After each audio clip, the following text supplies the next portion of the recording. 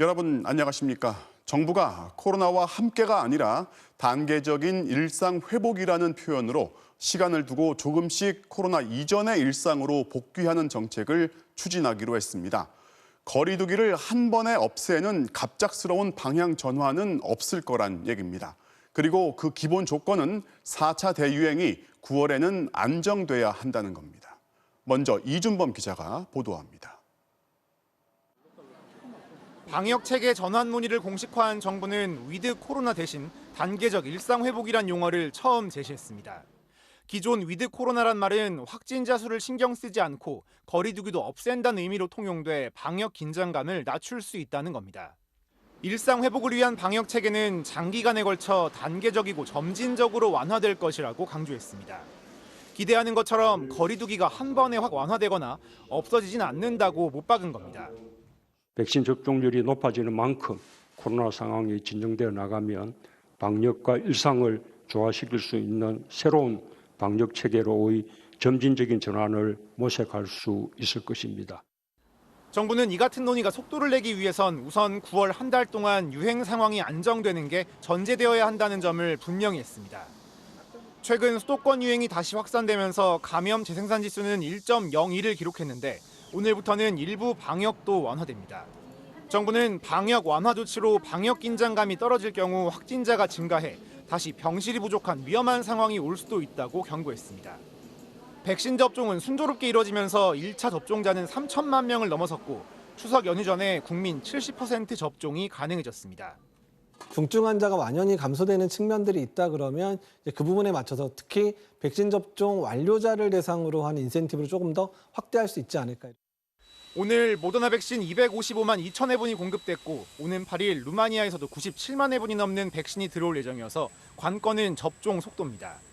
하지만 냉장 유효기간 지난 백신을 접종하는 등의 오접종 사례도 열흘 사이 491건이나 발생해 정부는 사고를 예방할 수 있도록 관련 시스템을 개선하기로 했습니다. MBC 뉴스 이준범입니다. 거리 두기는 10월 3일까지 4주 연장됐지만 일부 조치가 오늘부터 바뀌었습니다. 영업시간이 1시간 늘었고 백신 접종을 마친 이들한테 사적 모임의 공간을 넓혀주는 건데요. 이 시간 식당 거리 연결해서 풍경이 좀 달라졌는지 살펴보겠습니다. 조희영 기자. 네, 제가 나와 있는 서울 종로구 서초는 광화문 인근 직장인들이 퇴근길에 자주 찾는 곳입니다. 비가 오는 궂은 날씨에도 저녁 7시 반을 지나면서부터 이곳 먹자골목에도 사람들이 점점 많아지고 있는데요. 가게 안을 보시면 서너 명이 함께 식사하는 테이블도 있지만 대부분 2명이 앉아 있는 상황입니다. 수도권은 오늘부터 저녁 6시 이후엔 접종 완료자를 4명 이상 포함하면 6명까지 모일 수 있지만 접종 완료율이 아직 34%대에 머물다 보니 6명이 꽉 찬 경우는 찾기가 어려웠습니다. 제가 50대니까 제 나이 때는 아직 일의 수준에 이제 머물고 있죠. 그래도 식당가에는 조금씩 활기가 돌아오고 있습니다. 영업시간이 밤 10시까지로 1시간 연장됐을 뿐이지만 예약 문의는 늘었습니다. 다만 저녁 6시 이후 3명 이상 손님을 받으려면 접종 완료자임을 확인해야 하는데 이 과정에서 손님과의 마찰도 벌어지고 있습니다. 3사람이 다 1차 접종밖에 안 했는데 안 될까요? 그러면 안 돼요. 그러면 이렇게 가시는 분들도 있고 어떤 분들은 막 욕을 하면서 가시는 분들도 있어요. 그러니까 그럴 때 참 많이 속상해요. 정부의 이번 완화 조치가 부족하다며 일부 자영업자들은 오는 8일 전국 9개 지역에서 차량 시위를 갖겠다고 예고했습니다. 오늘 코로나19 신규 확진자는 1,400명대 아래로 떨어진 1,375명. 휴일 발생 확진자 규모로는 5주 만에 가장 적었습니다. 하지만 방역당국은 수도권의 경우 유행이 오히려 증가하는 경향을 보이고 있어 확진자 추이를 주의 깊게 살피고 있습니다. 오늘부터 연장된 거리 두기와 일부 완화 조치는 다음 달 3일까지 유지됩니다. 방역당국은 한 달간의 유행 상황을 분석해 추가적인 방역 완화 대책을 논의할 계획입니다. 지금까지 서울 종로구에서 MBC 뉴스 조희영입니다. 초, 중, 고등학교는 오늘부터 등교하는 학생 수가 늘었습니다. 거리 두기 3단계 지역은 전면 등교도 가능합니다. 반면 일부 학교에서 집단 감염이 발생하면서 여전히 마음을 놓을 수가 없습니다. 정영훈 기자입니다. 서울의 한 초등학교, 마스크를 쓴 학생들이 줄지어 들어옵니다. 매일 등교하던 1, 2학년 외에도 오늘은 다른 2개 학년도 함께 등교했습니다. 오늘부터 전국적으로 등교 수업이 확대된 겁니다. 좀 걱정은 되긴 하는데 학교에서 방역수칙을 오히려 외부에서보다 더 잘 지키고 있기 때문에 안전하지 않을까. 거리두기 3단계인 비수도권은 전면 등교로 전환했고 4단계인 수도권 지역도 초등학교와 중학교는 3분의 2, 고등학교는 전면 등교까지 가능해졌습니다.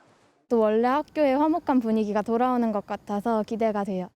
교육부는 장기화된 원격 수업으로 학생들의 학업 능력이 떨어지고 인성 교육도 어려워진 만큼 2학기엔 등교율을 90%까지 올릴 계획입니다. 다만 학교의 밀집도가 높아져 감염 위험은 더 높아졌는데 실제 전남 광양의 한 중학교에서는 학생 21명이 무더기로 확진되면서 고3을 제외한 전체 학교가 원격 수업으로 전환됐습니다. 순천의 한 중학교와 초등학교에서도 학생 10명이 확진됐습니다. 가장 큰 규모의 감염 사례입니다. 어렵게 되찾은 전면 등교 일상을 빼앗기지 않도록 힘을 합쳐주시기를. 개학이 본격화된 최근 2주 동안 하루 평균 160명 안팎의 학생 확진자가 발생하고 있습니다. 하지만 교육부는 선제적 PCR 검사와 방역 전담 인력을 확충하는 등의 강화된 방역 조치 속에 등교 확대 기조를 계속 유지한다는 방침입니다. MBC 뉴스 정영훈입니다. 다음 소식입니다. 윤석열 검찰총장 당시 검찰이 야당을 통해 고발을 사주했다는 의혹, 검찰이 작성해서 당시 미래통합당 김웅 후보한테 넘긴 것으로 의심받는 고발장이 공개됐습니다. 고발장부터 증거 자료까지 모든 파일에 이 손준성 당시 대검 수사정보정책관의 이름이 찍혀 있고, 특히 고발장 내용은 수사를 의뢰하는 수준이 아니라 마치 수사를 마친 듯 구체적이고 단정적인 내용, 즉 수사 전문가가 작성했다고 의심할 만한 수준이었습니다. 먼저 조국현 기자가 보도합니다. 작년 4월 대검 수사정보정책관이었던 손준성 검사가 미래통합당 후보였던 김웅 의원에게 전달했다는 의혹을 받는 고발장입니다. 총 20장 분량의 고발장에는 법률권 정치인과 언론인이 공모해 선거법을 위반하고 윤석열 당시 검찰총장의 명예를 훼손했다는 주장이 담겨 있습니다. 먼저 윤 전 총장에 대해서는 2019년 살아있는 권력 수사를 진두지휘하며 정부 여당의 역적 같은 존재가 됐다고 써놨습니다. 역할과 본분을 충실히 수행하던 윤 전 총장과 검사들이 비난받는 상황에서 작년 2월부터 신뢰할 수 없는 제보를 뉴스타파와 MBC가 사실 확인 없이 보도했다며 유시민, 최강욱 등 법률권 정치인이 총선 승리를 목적으로 이를 띄우는 언론 플레이를 했다고 덧붙였습니다. 이들이 악의적인 허위 보도를 기획하는 수법으로 공직선거법을 어겼다는 주장입니다. 누가 김웅 의원에게 고발장과 자료들을 보냈는지는 드러나지 않았지만 검찰에서 만들어졌다는 의심을 낳는 문구와 표현 등이 적지 않습니다. 좌파 정권 유지라는 동일한 이해관계, 공소장 쓸 때 쓰는 거고요. 그래서 내통했다 이런 것도 보통 그 공안 사건이나 이럴 때 많이. 윤 전 총장의 부인 김건희 씨 의혹과 관련해 불법 주가 조작에 관여한 사실은 전혀 없었고 채널A 사건을 둘러싼 한동훈 검사장의 결백도 주장합니다. 수사기관만 파악할 수 있는 범죄 혐의의 사실관계가 단정적으로 드러난 겁니다. 또 고발장 등 전송된 모든 이미지 파일에 손준성 보냄이라는 표기가 등장하는 점 역시 손 검사를 의혹의 진원지로 보는 유력한 정황입니다. MBC 뉴스 조국현입니다. 손준성 검사는 이번 의혹이 터진 이후 줄곧 출근하지 않고 있는데 오늘 관련 의혹을 부인하고 법적 대응을 예고하는 입장문을 내놓았습니다. 반대로 공수처에는 윤석열 전 총장과 손 검사를 상대로 한 고발장이 접수됐습니다. 이어서 윤수환 기자입니다. 고발 사주 의혹이 불거진 이튿날부터 계속 휴가 중인 손준성 검사가 오늘 처음으로 공식 입장을 냈습니다. 문제의 고발장을 작성하거나 첨부 자료를 정리해 김웅 의원에게 보냈다는 의혹은 전혀 사실이 아니라는 겁니다. 근거 없는 의혹 제기와 명예훼손엔 강력한 법적 조치를 취할 예정이라고 못 박았습니다. 다만 실명 판결문뿐 아니라 모든 첨부 자료와 고발장 이미지 파일까지 손준성 보냄이란 문구가 붙어있는 정황엔 구체적으로 반박하지 않았습니다. 국회에 출석한 박범계 법무장관은 윤석열 전 검찰총장이 송 검사를 대단히 가깝게 활용한 것으로 파악된다고 말했습니다.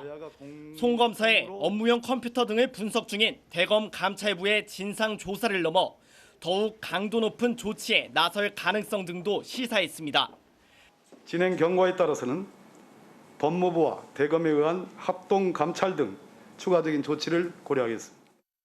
하지만 송 검사가 고발장과 판결문 등의 작성이나 열람, 유출에 어디까지 개입했는지 밝히려면 신속한 강제 수사 전환이 시급하다는 관측도 나옵니다.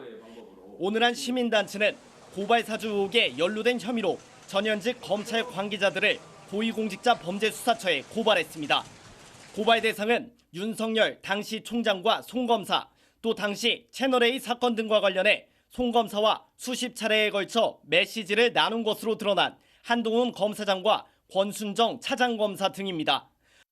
검찰총장 등 개인의 사적 보복을 위한 수사를 유도하는 등 사실상 검찰 조직을 사적 목적을 위해 동원한 것으로 보입니다. 윤 전 총장의 측근 그룹으로 알려진 검사들이 대거 공수처의 본격 수사 선상에 오를 경우 대선 정국과 맞물려 큰 폭의 파장이 불가피해 보입니다. MBC 뉴스 윤수환입니다. 김웅 의원도 국회에 나오지 않고 두 번째 입장문을 내놓았습니다. 역시 오래된 일이라 기억이 없다는 기존 입장을 반복했는데요. 그러면서 이번 의혹을 두고 자신과 선을 긋는 또 법적으로 문제가 없다는 몇 가지 해명도 내놓았지만 의심만 갈수록 커지고 있습니다. 이기주 기자가 따져봤습니다. 손준성 검사로부터 고발장을 받아 당에 전달한 것으로 지목된 김웅 의원은 오늘도 오래된 일이라 기억이 없다고 주장했습니다. 전달받았다고 해도 총선이 임박한 상황이라 신경 쓰기 어려웠을 것이라며 검찰 측에서 작성된 문건이라면 검찰에서 밝힐 일이라는 말도 했습니다.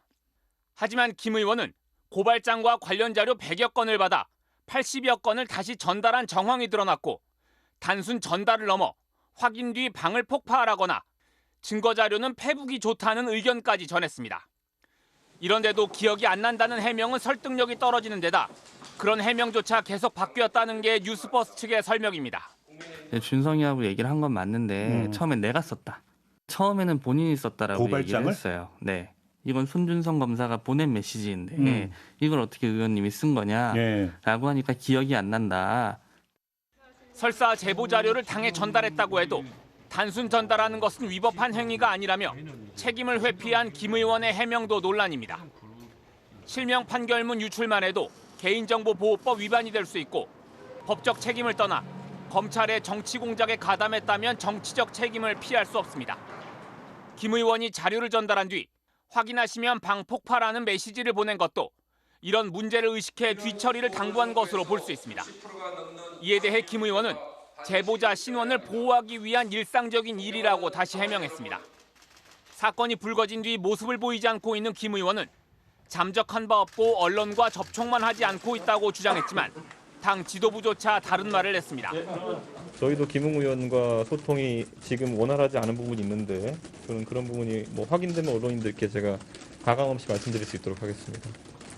당 안팎에서 김웅 의원이 보다 납득할 만한 해명을 해야 한다는 지적이 쏟아지는 가운데 김 의원은 오는 8일 본회의에는 참석하겠다는 입장을 밝혔습니다. MBC 뉴스 이기주입니다. 국회는 오늘 법무장관을 불러서 이 의혹을 어떻게 처리할지 따져 물었습니다. 하지만 이번 사안을 바라보는 시각과 해법은 여야가 극명하게 달랐습니다. 조명아 기자입니다. 민주당은 총선 직전 실명 판결문과 함께 빈칸 고발장이 야당에 전달되고 수신처가 대검으로 돼 있다는 점에서 윤석열 검찰의 총선 개입 사건이라며 철저한 진상규명을 요구했습니다. 정치 문제가 아닙니다. 법무부와 검찰의 신뢰, 국민 주권을 배신했느냐 안 했느냐라고 하는 신뢰를 정리하는 문제인데 정치검사 짓을 1년 반 동안 한 겁니다. 지금.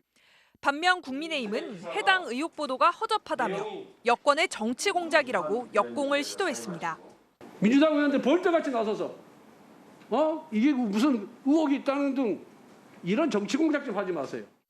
현안 질의할 만한 의혹도 아니란 야당의 주장에 정치 쇼를 하기 위해서 이 신성한 대한민국의 법사위 장을 이용하는 데 대해서 심각하게 유감을 표합니다. 뭐가 두려운 거냐는 여당의 반문이 이어지기도 했습니다. 검찰이 대한민국의 민주주의를 뿌리째 흔들어버리고 오염시켜버린 사건이 될 수 있는데 뭐가 그렇게 두렵습니까? 민주당은 검찰과 야당의 공모가 분명해졌다며 즉각적인 수사 전환을 촉구했습니다. 감찰 사건이 아니라 당장 수사로 전환해야 될 상황이라고 봅니다. 1분 1초가 다급합니다. 신속한 수사 착수에 나서줄 것을. 사실관계 파악이 먼저라며 대응을 자제하던 국민의힘 지도부는 적극적인 방어로 태세를 전환했습니다. 후보들이나 우리 당에 대해서 제기되는 그런 어떤 아주 정치 공세적인 성격이 강한 것들에 대한 네거티브 대응 성격의 조직을 만들자라는. 국민의힘은 이를 위해 대선 후보 검증단을 의혹 검증이란 당초 취지와 달리 네거티브 대응 조직 성격으로 꾸릴 방침입니다. MBC 뉴스 조명아입니다. 1인당 25만 원씩 88%의 사람들에게 지원하는 상생지원금 신청이 오늘부터 시작됐습니다. 신청 바로 다음 날 지급을 하는 게 원칙이라서 이제 당장 내일부터 돈이 풀리기 시작할 텐데요. 10월 29일까지만 신청을 하면 되고 올해 말까지 다 사용을 해야 합니다. 그럼 어디서 어떻게 쓸 수 있는지 김민찬 기자가 설명해 드리겠습니다. 지원금 신청은 오전 9시에 열렸습니다. 오전 한때 카드사 홈페이지나 앱에 접속자가 몰려 장애가 발생하기도 했지만 대부분 정상화됐습니다. 신청은 오부제로 진행됩니다. 오늘 출생연도 끝이 1이나 6인 사람들부터 시작해 이번 주 금요일까지 이어집니다. 주말부터 누구든 신청할 수 있습니다. 지원금 총 규모는 11조 원, 전체의 88%, 2천만 가구가 돈을 받게 됩니다. 목돈 들어갈 때 있잖아요. 살다 보면은 그렇죠. 안경 한다든가 수리 한다든가 뭐 이런 거 있는데 근데 아직까지 그런 계획은 없어요. 돈은 신청 다음 날 지급됩니다. 카드 회사에서 충전 완료라는 메시지를 받으면 곧바로 쓸 수 있습니다. 지원금은 지자체의 지역사랑 상품권 가맹점들에서만 쓸 수 있습니다. 전통시장, 슈퍼마켓, 식당들입니다. 편의점과 치킨집 같이 개인 자영업자가 하는 프랜차이즈 가맹점에서는 쓸 수 있습니다. 하지만 본사가 직영하는 스타벅스는 안 되고 백화점과 대형마트도 안 됩니다. 재난지원 이제 받으시면 아무래도 조금 더 여유가 생기시잖아요. 그럼 하나 살 거 2개 사실 수 있는 여유가 생기니까 이제 많이들 오실 거라고 기대하고 있어요. 온라인에선 자기가 지급 대상이 아니라는 걸 알게 된 사람들이 불만이나 아쉬움을 나타내기도 했습니다. 온라인 신청이 어려운 사람들은 다음 주부터 은행이나 거주지 주민센터에서 선불카드로 받을 수 있습니다. 신청 기한은 10월 29일까지이고 사용 기한은 12월 31일까지입니다. 이 안에 신청하지 않거나 다 쓰지 않으면 국고로 환수됩니다. MBC 뉴스 김민찬입니다. 집값의 10%만 먼저 내고 살다가 나중에 미리 정한 가격을 내고 집을 구입할 수 있는 새로운 방식의 사업이 첫 선을 보였습니다. 경기 화성과 인천 등 6곳에 6천 가구 규모인데 건설사 입장에서는 이익이 크지 않아서 얼마나 참여를 할지가 관건이 될 것 같습니다. 이문영 기자가 전해드리겠습니다. 새로운 공급 방식은 청년, 신혼부부 같은 무주택자를 위해 만들어졌습니다. 정식 명칭은 분양가 확정, 분양 전환형, 공공지원, 민간임대주택입니다. 말 그대로 처음에는 임대로 살다가 10년 뒤에 분양받는데 미리 정한 가격만 내면 됩니다. 지금도 10년 임대로 살다가 나중에 분양받는 제도가 있습니다. 새 제도가 다른 점은 분양가를 미리 정해놓는다는 겁니다. 기존 방식은 분양가를 감정평가액으로 정합니다. 10년을 임대로 살았는데 집값이 그 사이 폭등하면 분양가도 비싸집니다. 하지만 새 방식은 분양가를 미리 확정합니다. 아파트 공사기간 3년에 임대거주 기간 10년을 더해 13년 동안 매년 1.5%씩 오르는 걸로 계산합니다. 10년 뒤 아파트 값이 폭등해도 분양가가 현재 감정가보다 최대 20%까지만 오르도록 설계한 겁니다. 시세 차익에 따라서 발생하는 모든 수익은 임차인이 가져간다는 구조로 지금까지 저희가 발표한 주택 모형하고는 상당히 다른 구조라고 할 수 있겠습니다. 임대료는 주변 시세의 95% 이하로 묻고 보증금은 집값의 10%만 내도 되도록 했습니다. 정부는 이런 주택을 6천 세대 정도 먼저 짓기로 했습니다. 인천 검단 신도시의 4,225세대, 의왕 초평의 951세대, 화성 능동의 899세대입니다. 20%는 신혼부부와 고령자 등에게 특별 공급되고 나머지는 무주택자 누구나 받을 수 있습니다. 정부와 여당은 파주, 안산, 시흥에도 추가로 땅을 확보할 계획입니다. 하지만 건설사 입장에서 이익은 크지 않은데 집값이 떨어지면 미분양으로 손해를 볼 수도 있어서 얼마나 참여할지가 관건입니다. MBC 뉴스 이문현입니다. 자, 앞서 보신 고발 사주 의혹을 놓고 국민의힘 내부에선 오늘도 신경전이 치열하게 이어졌습니다. 윤석열 전 총장은 정치 공작이라는 입장을 고수했지만 홍준표 의원은 대국민 고백을 하라고 또다시 압박했는데요. 어젯밤 간신히 봉합된 경선 방식 문제에 대한 갈등도 아직 완전히 해결된 것 같지는 않습니다. 이호찬 기자가 전해드리겠습니다. 이준석 대표와 긴급 회동을 한 윤석열 전 검찰총장은 이른바 고발 사주 의혹은 정치 공작이란 기존 입장을 거듭 강조했습니다. 검찰총장 시절 여권이 자신을 고립시키고 사건을 처리했던 그 방식 그대로 프레임을 만들었다고 목소리를 높였습니다. 상시해온 사람들이기 때문에 또 이 프레임을 만들어가지고 하는 거니 저는 국민들께서 이런 거 보고 결코 좌시하지 않을 거라고 생각합니다. 또 추가로 보도자료도 내 고발장 작성자와 출처를 밝히지 않고 음해성 보도를 한다. 고발장 표현도 검사가 작성했다고 보기엔 투박하다고 주장했습니다. 하지만 검찰 선배이자 유력 경쟁자인 홍준표 의원은 자칫하면 당도 말려들 것 같다며 더 이상 당에 누를 끼치지 말고 겸허하게 대국민 고백을 하라고 압박했습니다. 정면으로 포장하고 공작 정치다 뭐 이런 식으로 국회의원들까지 줄줄이 나서서 저 나중에 진실이 밝혀지면 어떻게 감당하려고 저렇게 하냐. 반면 원희룡 하태경 후보는 우선 사실관계 규명이 중요하다며 규명 전까지 내부 공격을 하면 안 된다는 취지의 신중론을 폈습니다. 논란의 당사자 김웅 의원이 소속된 유승민 캠프에선 추가 입장을 내놓지 않았습니다. 이런 가운데 경선룰 갈등은 어젯밤 당 선관위가 낸 중재안을 주요 후보들이 수용하면서 일단 봉합됐습니다. 여론조사 시 역선택 방지 조항 대신 본선 경쟁력을 묻는 방식에 윤석열, 홍준표, 유승민 등 각 후보별로 유불리는 다르지만 파행을 막기 위해 중재안을 받아들인 겁니다. 하지만 여론조사 문항을 만들 때 본선 경쟁력을 어떤 방식과 표현으로 물어보느냐에 따라 입장이 엇갈릴 수 있어 갈등의 불씨는 완전히 꺼지지 않았다는 분석도 나오고 있습니다. MBC 뉴스 이호찬입니다. 자, 어제 그제 열렸던 민주당 충청 지역의 첫 경선이 이재명 후보의 완승으로 끝이 났죠. 기대보다 저조한 득표에 그친 이낙연 후보는 오늘 일정을 줄줄이 취소하면서 고심에 들어갔습니다. 기선 제압에 성공한 이재명 후보, 이번 주말 경선이 예정된 강원도를 찾아서 대세론 굳히기에 나섰습니다. 이 소식은 이학수 기자가 취재했습니다. 충청 경선에서 30%에 미치지 못하는 득표율로 이재명 후보에게 완패한 이낙연 후보가 오늘 일정을 줄줄이 취소했습니다. 기자회견과 의사협회 간담회를 취소했고 국방 전문가 지지선언 행사에도 불참했습니다. 오늘로 예정했던 MBC 뉴스데스크 출연도 오전 10시엔 예정대로 진행한다고 했다가 녹화 1시간 전인 오후 2시 반쯤 갑자기 취소를 통보해왔습니다. 이 후보 측은 이유도 밝히지 않은 채 부득이하게 당일 일정을 취소하게 된 점 MBC 측에 진심으로 사과드린다고만 밝혔습니다. 유일하게 참석한 금융노조 간담회에서도 말을 극도로 아끼며 완패에 후유증을 내비쳤습니다. 권리당원 표심도 생각보다는 결집이 안 됐다는 평가도 나와서요. 이런 부분 좀 어떻게 보시는지. 이 후보는 종일 의원회관에서 머물며 경선 전략을 재검토했고 캠프도 긴장감 속에 하루 내내 대책회의를 이어갔습니다.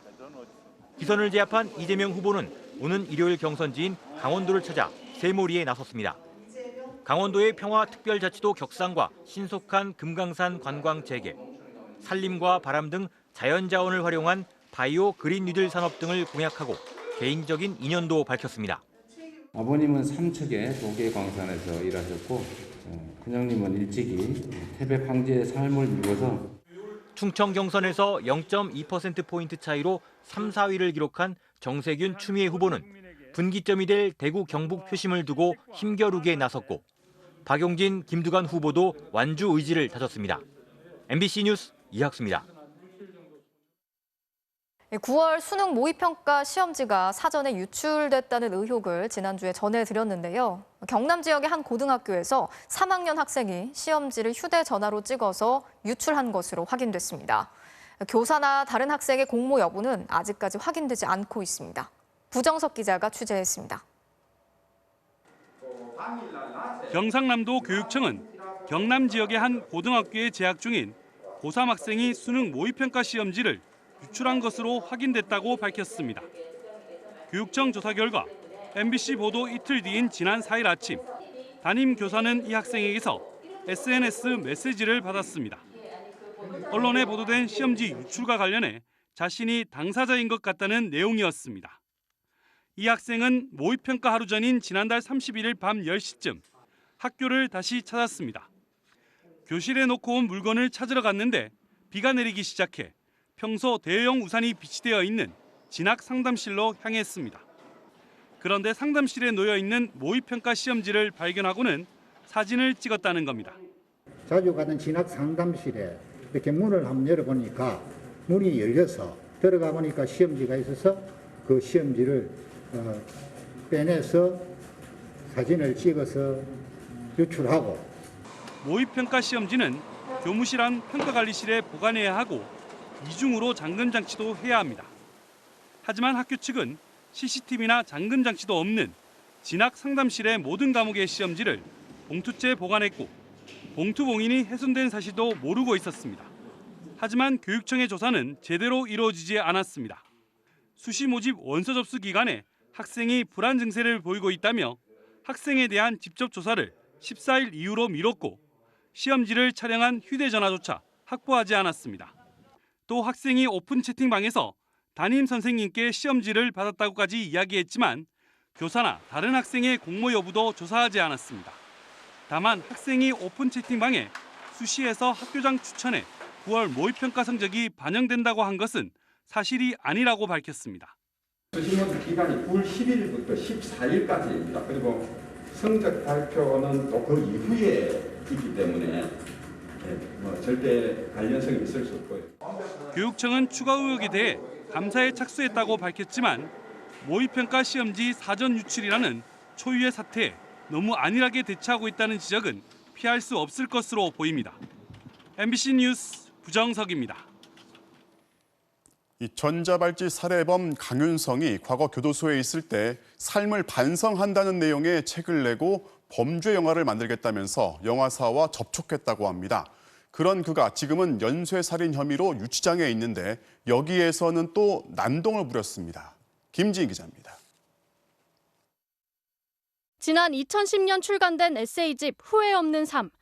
작가가 청송교도소 강우영의 얘기를 전하는 형식으로 쓰여졌는데 강우영은 바로 강윤성의 가명입니다. 강우영은 가족이 마지막 희망이라며 아내와 아이들이 있기에 다시 한번 후회하지 않을 인생을 살 용기를 갖게 됐다고 말했습니다.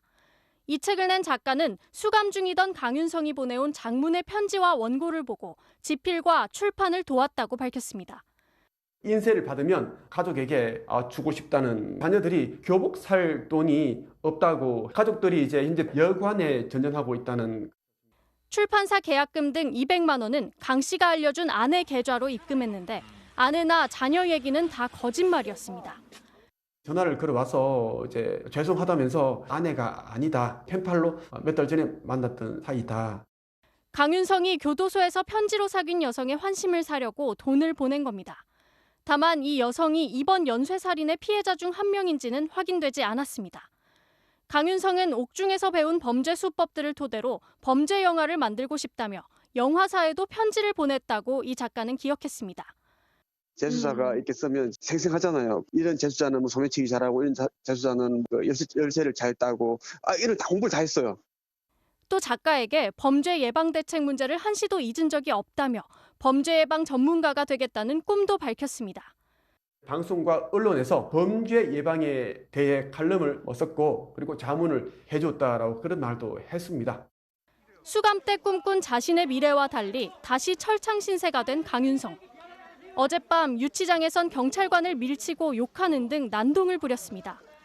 프로파일러 4명을 투입해 강 씨가 사이코패스인지 심리검사까지 벌인 경찰은 강도살인과 살인, 살인 예비 등 6개 혐의를 적용해 강 씨를 내일 검찰에 넘길 예정입니다. MBC 뉴스 김지인입니다.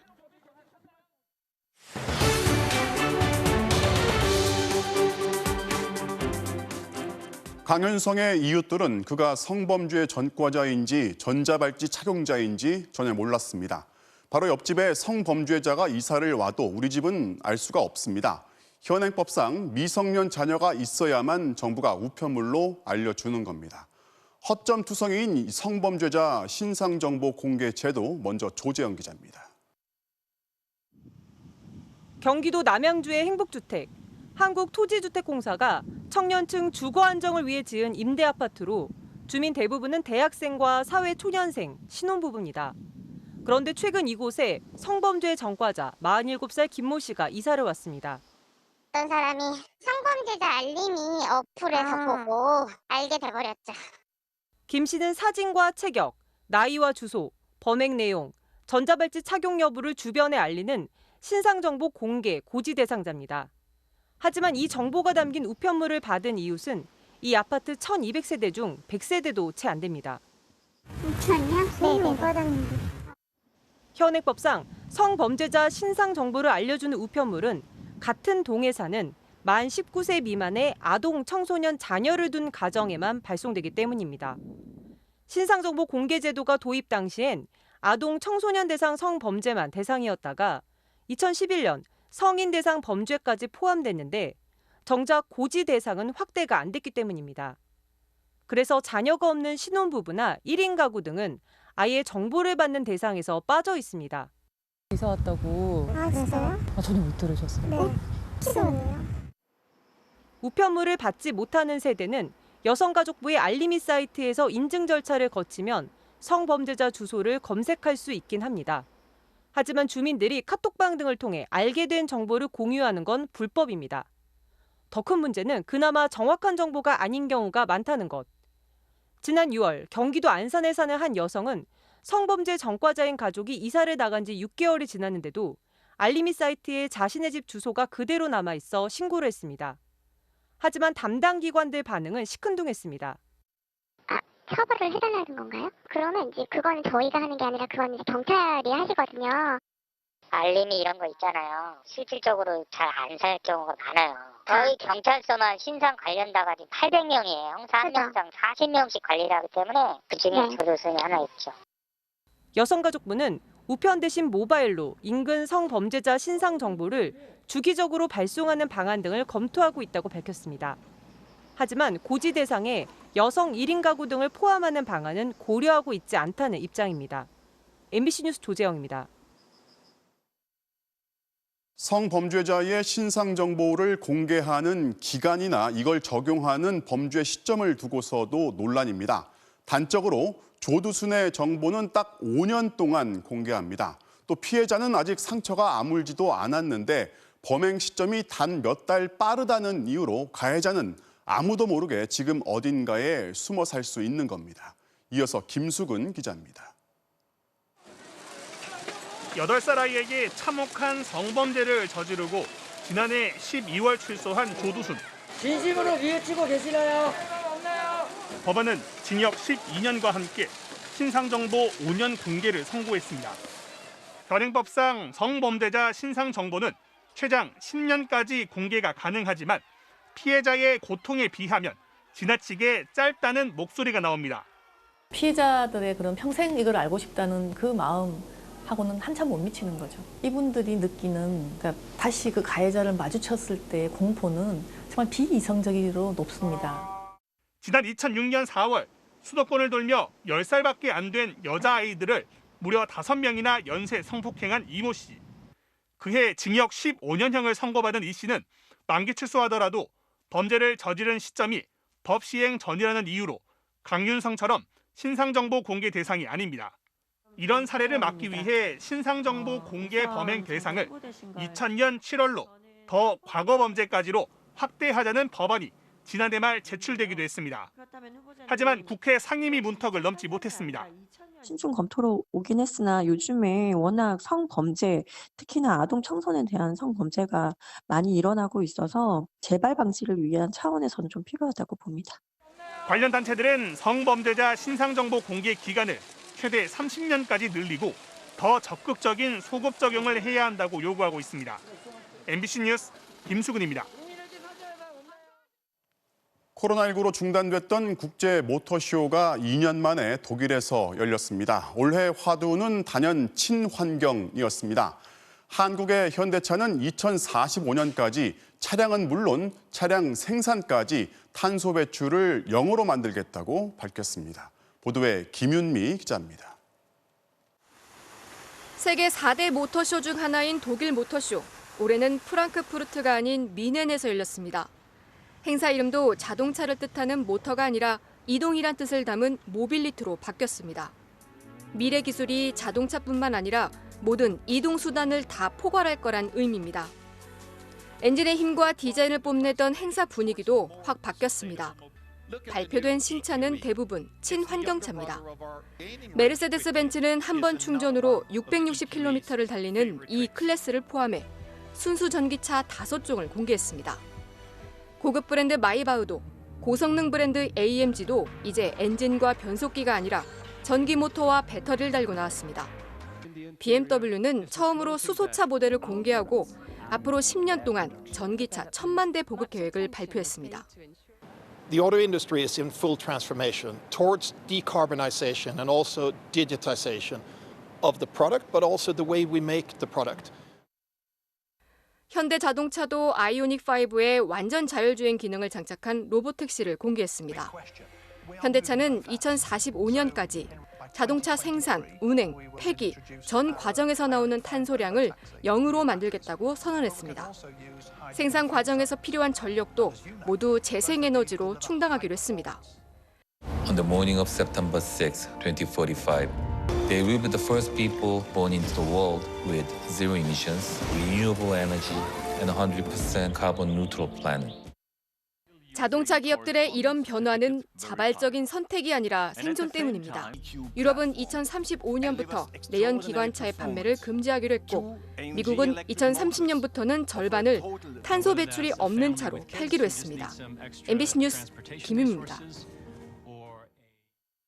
도쿄올림픽이 막을 내린 지 이제 한 달 정도가 지났는데요. 우리에게 환희와 감동을 선물해준 많은 선수들 중에 이 선수를 빼놓을 수 없을 것 같습니다. 바로 이번 대회를 끝으로 국가대표 은퇴를 선언한 여자 배구 김연경 선수인데요. 제가 김연경 선수를 직접 만나서 못다한 이야기, 또 솔직한 심정을 들어봤습니다.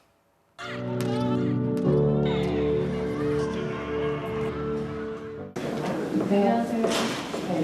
고생 많으셨어요. 아, 감사합니다. 지금 선물을 오늘 네. 준비했습니다. 아, 예. 뭐지? 아, 네. 아, 네. 네. 식빵. MBC 준비 많이 하셨네요. 네. 감사합니다. 네. 올림픽 끝난 지 벌써 한 달이 지났거든요. 그동안 어떻게 지내셨어요?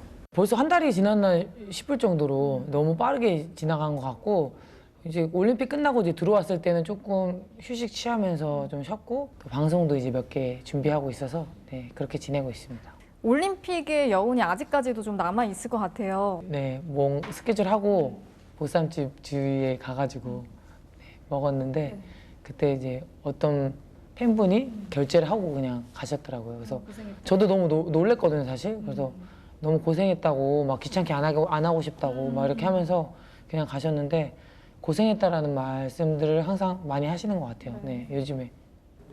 이번 올림픽에서 정말 기억에 남는 순간들이 너무나 많겠지만 그중에서도 딱 한 순간만 꼽아야 된다면?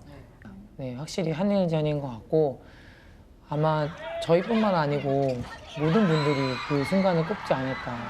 한일전 하면은 아시다시피 네, 저희가 무조건 이겨야 되는 그런 상대이기도 하고, 또 어렵게 역전승을 했잖아요. 뭐 말로 표현이 안 되죠, 사실. 말로 표현이 안 되고 그냥 좀 믿기지도 않고, 왜냐면 그 점수 차이가 많이 났었던 상황에서 저희가 이긴 거였기 때문에. 그래서 마지막 경기 끝나고 눈물 흘리는 모습 보면서 정말 많은 팬들이 또 놀라셨거든요. 그때 어떤 심정이셨어요? 그때까지 운동생활을 하면서 처음이었고 저도 제가 울지 몰랐는데 너무 놀랐어요. 그 영상을 보면서 좀 부끄럽더라고요. 아 진짜요? 그때 그냥 감정은 좀 여러 가지 감정들이 왔다 갔다 했던 것 같은데 오랫동안 몸담았던 이제 대표팀을 이제 마지막이라고 생각을 하니까 뭔가 뭉클한 부분들이 있었고 또 이때까지 꿈꿔왔던 그 국가대표를 잃었을 때부터 해서 정말 필름처럼 이렇게 하나씩 새록새록 떠올라지더라고요. 떠올라지면서 뭔가 감정을 좀 주체할 수 없을 정도로 좀 많이 울면서 했는데 다행히 마스크가 있어서 다행이었던 것 같습니다. 콧물도 막 질질 흘렸거든요. 막 그래서 제가 처음에 그 식빵 선물을 드리기도 했는데 이번 올림픽에서도 역시 식빵 언니 신드롬이 엄청났습니다. 별명은 사실은 팬분들이 이렇게 붙여주신 거기 때문에 좋기는 한데 좀 식빵을 많이 해서 사실 좀 죄송스럽더라고요. 아 정말요? 좀 불쾌하지는 않으셨을까라는 걱정도 했고 왜냐면 또 관중이 없다 보니까 저희가 코트 안에서 하는 얘기들이 너무 잘 들리더라고요. 그러니까 저는 몰랐는데 끝나고 나서 이제 보면은 정말 너무 적나라하게 자제를 해야겠구나 하지만 모든 분들이 아시다시피 뭐 다들 생활을 하다 보면은 저희가 그렇게 뭔가 표출을 해야 될 그런 순간들이 많잖아요. 그래서 뭐 그렇게 했는데 아무튼 좋게 봐주셔서 너무 감사한 것 같아요. 그냥. 네, 대신 약간 대리 만족 같은 걸 느끼시는 것 같아요, 다들. 내가 함으로써 이제 뭔가 그래! 내가 하고 싶었는데 막 이런 거를 좀 느끼시는 것 같아서 그렇게나마 뭐 만족하시고 뭐 하면은 저야 뭐 좋죠 뭐. 김연경 장학금을 만들어서 그 혜택을 받고 자란 선수들과 이제 같이 뛰게 됐단 말이죠. 감회가 남다르실 것 같아요. 저도 너무 신기하더라고요. 그런 점이 너무 신기했고 사실 정지훈 선수 같은 경우는 제가 잘 알지 못했어요. 제가 이렇게 했는지도. 근데 너무 그런 선수들이 지금은 이제 커서 저와 같이 뛰면서 국가대표 생활을 하고 있고 또 앞으로 한국 미래를 이끌어 나가야 될 그런 선수들이 된 게 보면 좀 많이 뿌듯함이 크더라고요. 여자 배구의 위상을 좀 드높이겠다 이런 일념 하나로 지금까지 달려오셨는데 특히 이번 올림픽 끝나고 정말 많은 사랑을 받았잖아요. 기분이 어떠셨는지. 사실 믿겨지지가 않아요. 믿겨지지가 않고 이렇게까지 우리가 관심을 받을 정도가 올까라는 생각들을 항상 했었거든요. 선수 생활을 하면서. 워낙 제가 뭐 방송도 많이 하고 이렇게 했지만 저를 배구 선수로 못 알아보실 때도 있어요. 그냥 방송에 나왔던 그 키 큰 선수 아니냐 이렇게 얘기를 하셨던 분들도 있을 정도로 어쨌든 방송을 그렇게 했었던 이유도 결국은 배구를 많이 알리기 위해서 했었던 부분인 것 같은데 좀 믿기지 않다라는 표현이 맞는 것 같아요. 국가대표는 이제 은퇴를 하셨잖아요. 앞으로의 좀 목표가 있다면? 국가대표를 은퇴를 하더라도 선수 생활을 하면서는 제 기량을 유지를 하고 싶어요. 그래서 계속 잘하는 선수로 남고 싶고 국가대표 선수들이 앞으로 더 잘할 수 있도록 옆에서 많이 지원해주고 노력해야 될 것 같아요. 저도 또 이번에 중국에 가게 됐는데 가서 열심히 하는 모습 보여드릴 테니까 앞으로도 응원과 관심 잘 부탁드리겠습니다. 감사합니다.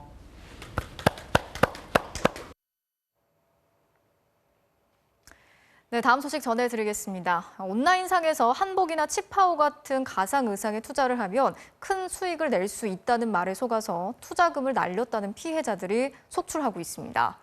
전체 회원들은 6천여 명, 피해 금액은 1,000억 원이 넘는다는 게 피해자들의 주장입니다. 김건희 기자가 취재했습니다.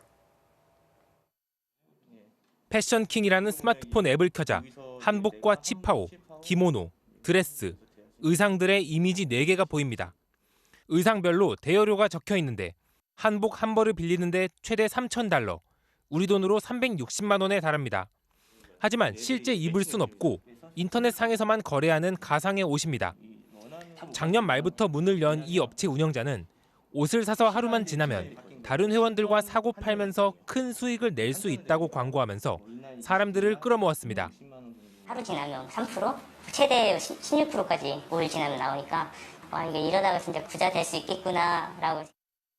가입 초기엔 거래가 이루어지면서 실제 돈이 오갔고 올 초부터 투자자들이 대거 몰려들었습니다. 누군 뭐 차를 샀다, 누군 뭐 아파트까지 샀다, 뭐 그런 게 보이니까 한 8천만 원 정도 갖고 있는 거 다 넣었죠. 그런데 지난 7월 말 패션킹이 갑자기 이용자들에게 현금 지급을 중단했습니다. 현금화될 수 없음을 인지하고 있음에도 불구하고 사람들에게 현금으로 캐시를 사서 거래를 하게 한 부분, 이 부분이 사기의 핵심입니다. 피해자들은 최대 6천여 명이 1,000억 원의 피해를 봤다고 주장하고 있는데 패션킹 측은 이용자들의 책임도 있다는 입장입니다. 여러분들은 투자를 하신 거예요. 그죠? 투자의 손실은 누구한테 했어요? 여러분들이 신고한다라고 해서 그 사람이 바로 수습돼요? 경기 남부경찰청은 지금까지 피해자 60여 명의 고소장을 접수하고 수사에 착수했습니다. MBC 뉴스 김건희입니다. 몸무게 288g, 300g도 채 안 되는 국내에서 가장 작은 아기로 태어난 건우. 생존 확률이 1%도 되지 않았는데요. 태어난 직후 스스로 숨조차 쉴 수 없었지만 작은 몸으로 사투를 벌이며 건강하게 자라서 기적적으로 가족의 품에 안길 수 있게 됐습니다. 김성현 기자가 전해드리겠습니다. 산소호흡기에 의지한 채 힘겹게 숨을 몰아쉬는 아기. 어른 손바닥만한 몸에는 보조장치들이 줄줄이 달려 있습니다. 몸무게 288g에 키 23.5cm. 예정일보다 15주나 빠른 24주 6일 만에 세상에 나온 건우입니다. 태아가 자궁 내에서 자라지 않는다며 가망이 없다는 진단에도 엄마는 결혼 6년 만에 온 첫 아기를 포기할 수 없었습니다. 포기하면 얘는 세상에 나올 수가 없잖아요. 간절히 바랬고 제가 생각도 못했던 선물이 왔는데. 태어난 순간부터 1%도 안 되는 생존 확률과의 사투는 계속됐습니다. 스스로 숨도 못 쉬고 폐동맥 고혈압과 미수가 망막증에 심장이 갑자기 멎었던 순간도 있었습니다. 하지만 건우는 작은 몸으로 생사의 고비들을 잘 이겨냈습니다. 생후 80일 정도에 스스로 호흡을 할 수 있게 됐고 4개월 때는 인큐베이터도 벗어났습니다. 결국 태어난 지 5개월 만에 2kg의 건강한 모습으로 가족의 품으로 돌아갔습니다. 받은 은혜 자기가 갚으면서 살 수 있는, 베푸면서 살 수 있는 그런 아이로 키우도록 노력. 국내에서 1.5kg 미만의 미숙아로 태어나는 아기는 해마다 3천여 명. 특히 500g 미만 신생아는 호흡곤란과 장염으로 생명을 유지하는 것조차 어려웠는데 의술의 발달로 생존율은 28%까지 높아졌습니다. 살얼음처럼 가는 그런 나날들이었습니다. 괴사성 장염처럼 온 적도 있었지만 장이 천공이 되지 않았고. 의료진의 헌신적인 노력과 부모의 간절한 바람이 만들어낸 기적. 건우는 이른둥이 부모들에게 또 하나의 희망을 선물했습니다. MBC 뉴스 김상현입니다. 어제 새벽 광주의 한 도로에서 음주운전자가 시민과 경찰의 추격을 피해 도주하다가 사람과 차량들을 잇따라 들이받았습니다. 붙잡힌 20대 차량 운전자, 면허 취소 수준의 만취 상태였습니다. 이다현 기자가 취재했습니다. 어제 새벽 1시 반쯤 광주 서구의 한 도로. 전조등도 켜지 않은 승용차가 빨간불을 무시하고 도로를 내달립니다. 급정거를 하고 중앙선도 넘나들며 아슬아슬한 고개 운전을 이어갑니다. 역주행한다! 역주행한다! 한 택시 운전사가 이 차량을 쫓아가며 경찰에 신고합니다. 음주예요, 음주! 흰색이요, 흰색, 네. 막다른 주차장에 들어선 차량에 경찰과 시민들이 다가갑니다. 하지만 이 차량은 택시를 들이받는가 하면 막아선 시민 2명을 치고 또다시 달아납니다. 이미 얼굴로 표정은 제 정신이 아니었어요. 눈도 다 풀려 있었고 계속 뭐가 막 불안한가 어수선하더라고요. 그 사람이 전체가. 결국 교차로에서 신호를 무시하고 달리다 2명이 타고 가던 차량을 들이받은 뒤에야 멈춰섰습니다. 주차장에서 달아난 운전자는 약 800m가량을 내달리다가 바로 이곳 고가도로 아래 지점에서 추가로 사고를 냈습니다. 경찰은 면허 취소 수준의 만취 상태로 운전한 이 20대 운전자를 위험운전 치상 혐의로 입건해 조사하고 있습니다. MBC 뉴스 이다현입니다. 지난달 충남 천안의 한 아파트 지하 주차장에서 화재가 발생해서 차량 600여 대가 불에 탄 사고가 있었죠. 울산에서도 비슷한 화재가 있었는데요. 화재를 처음 목격한 주민과 관리사무소 직원의 발빠른 대처로 큰 피해를 막을 수 있었습니다. 최지호 기자가 취재했습니다. 울산의 한 아파트 지하 주차장. 주차돼 있던 한 승용차 전조등과 후미등이 갑자기 번쩍거리더니 차량 아래에서 불꽃이 보입니다. 마침 새벽 출근을 하기 위해 주차장에 내려온 한 주민이 급히 자신의 차 안으로 들어가 전화로 신고를 합니다. 출근한다고 집에서 나와가지고 제 차 쪽으로 가려고 하는데 이제 연기가 좀 있더라고요. 처음부터. 뭐 가스가 새나 이렇게 생각했었거든요. 순식간에 희뿌연 연기가 뿜어져 나오고 이내 불길이 치솟아 오릅니다. 관리사무소 직원이 달려와 소화전에 호스를 연결해 불을 끄기 시작합니다.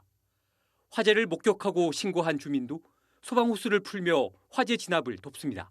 관리사무소 전화번호 전화하고 다시 차 쪽으로 가는데 이제 그 관리사무소 분께서 나오셨길래 이제 제 차로 태워서 이제 그 차 있는 쪽으로 갔어요. 화재 발생 3분 만에 순찰차와 소방차도 현장에 도착했습니다. 불이 난 차량은 이렇게 아파트 통로에 주차돼 있었는데요. 보시는 것처럼 기둥마다 통로 주차 방법을 안내할 정도로 이 아파트는 주차면이 넉넉지 않은 형편입니다. 이 주차장에 있던 차량은 모두 900여 대. 다행히 초기 진화가 이루어지면서 추가 피해는 없었습니다. MBC 뉴스 최지우입니다. BTS 멤버의 생일 축하 광고를 붙인 비행기를 띄웠다는 이유로 중국 팬클럽 계정이 정지됐습니다. BTS뿐 아니라 엑소, 블랙핑크, 아이유 등 다른 한류 팬클럽 계정들도 무더기로 제재를 당했는데요. 무슨 일인지 베이징에서 이혜인 특파원이 취재했습니다. 비행기가 BTS 멤버 지민의 사진과 생일 축하 문구로 뒤덮여 있습니다. 중국 팬클럽이 마련한 생일 축하 광고입니다. 비용은 전액 중국 팬들이 마련했는데 1시간 만에 4억 원 넘게 모였습니다.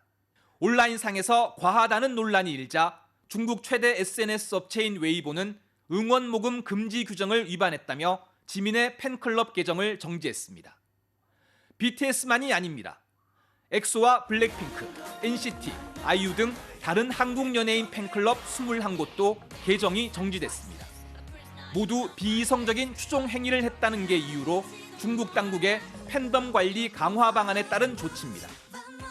就进一步持续开展饭圈乱象专项综合整治，做了专门部署，要求探索构建长效管理机制，引导青少年健康成长。 사회적 무리를 빚은 연예인 퇴출, 여성스러운 남자 아이돌 출연 금지 등 중국 당국은 연예계 규제책을 쏟아내고 있습니다. 연예인을 대상으로 시진핑 사상 교육도 의무화했습니다. 정치적 입장까지 문제 삼으면서 이연걸, 류혁비 등 외국 국적의 연예인들이 퇴출당할 수 있다는 말도 나옵니다. 유명 가수이자 배우인 사정봉은 중국 관영 CCTV에 출연해 캐나다 국적 포기를 선언했습니다. 自己有这个心或者是这个责任感去把咱们祖国这么好的东西去传播给全世界。 이러한 규제는 자본주의 도입의 후유증이 공산당 체제 유지에 위협이 될 수도 있다는 위기감에 따른 거란 분석이 나옵니다.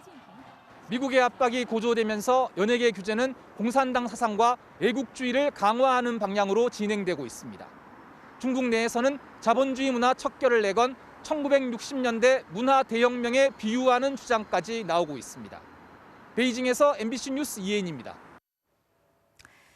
20년 전 탈레반 통치 당시 아프가니스탄 여성들은 이렇게 온 몸을 다 가리는 부르카를 입고 남성과 함께 해야만 외출을 할 수 있었습니다. 지난달 카불 점령 직후 탈레반은 여성들의 인권을 존중하겠다라고 공언했지만 불과 보름 만에 이 방침을 완전히 뒤집었습니다. 임소정 기자가 전해드리겠습니다. 지난달 17일 아프간 TV 방송, 탈레반은 히잡을 쓴 여성 앵커와 인터뷰를 가졌습니다. 여성 인권을 존중하겠다는 뜻을 내비친 겁니다. 같은 날 탈레반 대변인은 20년 전과 달리 여성들이 히잡만 쓰면 된다고도 발표했습니다. 여성들의 교육을 보장하고 사회 활동도 가능할 거라고 밝혔습니다. There is maybe different type of hijab, so it is not limited to burqa. 이틀 뒤 여성 앵커들은 히잡을 쓰고 출근했지만 일을 할 수 없었습니다. I'm so shocked. I'm so confused. I'm shaking on that time. 사립대 개강을 앞두고 탈레반은 여대생을 대상으로 한 규제도 발표했는데 히잡이 아닌 눈만 빼고 다 가리는 니캅을 입어야 하고 여성 교원에게서만 수업을 받을 수 있습니다. 또 남학생과 출입구도 따로 쓰고 수업도 5분 일찍 끝내야 하며 남학생들이 하교할 때까지 여학생들은 대기실에서 기다려야 합니다. 과거와 달리 여성들의 교육을 허용한 건 긍정적이라면서도 최근 아프간에서 찾아보기 어려웠던 니캅 착용을 강제하는 건 분명 퇴보라는 평가가 나옵니다. آزادی ما پوششمان نیست. آزادی ما تحصیل است. آزادی ما حضور در سیاست است. 실효성에 대한 의문도 제기됩니다. 일단 여성 교원 수가 부족하고 여학생들을 분리할 교실도 부족합니다. 여성 권리를 보장하라는 시위가 확산하고 있는 가운데 탈레반은 시위대를 폭행하고 임신 8개월의 여성 경찰관을 총으로 쏴 숨지게 하는 등 폭력 진압을 계속하고 있습니다. MBC 뉴스 임소정입니다.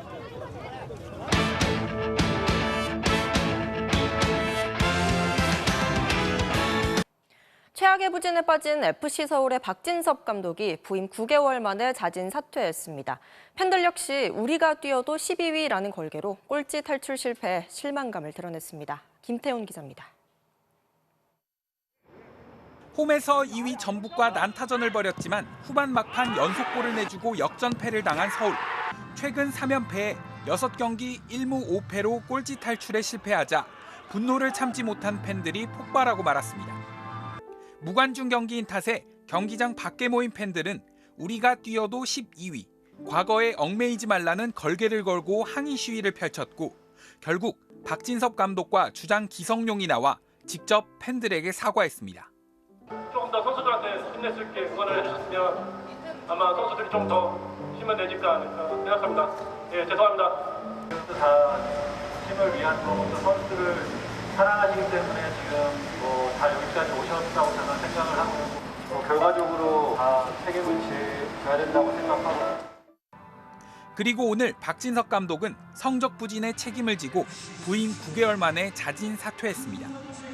대신 지난 2010년 K리그 우승 당시 코치를 역임했던 안익수 감독을 새 사령탑에 선임했습니다.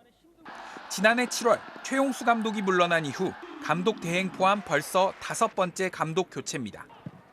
나상호와 기성용, 지동원까지 영입하고도 최악의 경기력으로 사상 첫 강등을 걱정하는 처지가 된 서울은 오는 일요일 11위 성남과 운명의 맞대결을 펼칩니다. MBC 뉴스 김태현입니다.